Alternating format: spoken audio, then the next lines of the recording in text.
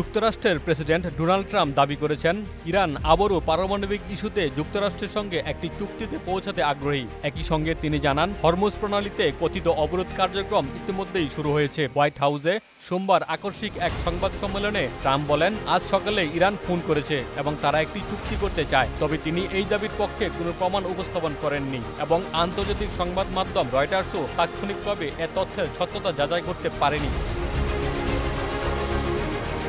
Trump আরও বলেন, ইরানের সঙ্গে সম্ভাব্য কোনো চুক্তি তিনি মেনে নেবেন না যদি তা দেশটিকে পারমাণবিক অস্ত্র অর্জনের সুযোগ করে দেয়। তার ভাষায়, ইরানের পারমাণবিক অস্ত্র থাকবে না। আমরা কোনো দেশকে বিশ্বের উপর চাপ সৃষ্টি বা চাঁদাবাজি করতে দিতে পারি না। একই বক্তব্যে তিনি দাবি করেন, পারমাণবিক ইস্যু নিয়ে আলোচনায় অচলাবস্থা তৈরি হয়েছে, তবে এর মধ্যেই হরমুজ প্রণালীতে তেলবাহী জাহাজ চলাচলের উপর অবরোধ কার্যকর করা হয়েছে।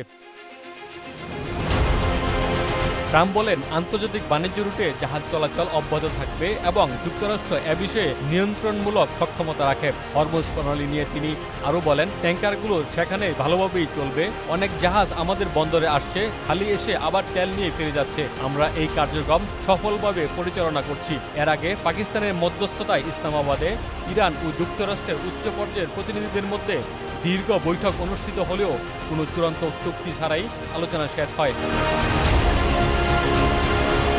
ইরানের পক্ষ থেকে জানানো হয়, এক বৈঠকে সমাধান আশা করা বাস্তবসম্মত নয় এবং আলোচনার আরও ধাপ প্রয়োজন। আলোচনার ব্যর্থতার পর ট্রাম্প প্রশাসন হরমুজ প্রণালী নিয়ে কঠোর অবস্থান নেয় বলে জানা যায়। যুক্তরাষ্ট্র দাবি করে কৌশলগত এই জলপথে নিরাপত্তা নিশ্চিত করতে তারা প্রয়োজনীয় ব্যবস্থা নিচ্ছে। অন্যদিকে ইরান যুক্তরাষ্ট্রের এসব পদক্ষেপকে অবৈধ ও জলদস্যুতার সঙ্গে তুলনা করেছে।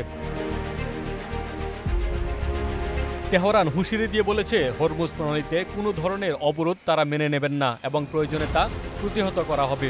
বিশ্বের গুরুত্বপূর্ণ জ্বালানি রুট হিসেবে পরিচিত হরমুজ প্রণালী নিয়ে যুক্তরাষ্ট্র ও ইরানের এই পাল্টাপাল্টি বক্তব্য নতুন করে আন্তর্জাতিক বাজার ও ভূরাজনৈতিক উত্তেজনা আরও বাড়িয়ে তুলেছে বলে বিশ্লেষকরা মনে করছেন। আকন্দ আলমগীর, বাংলা বাজার পত্রিকা।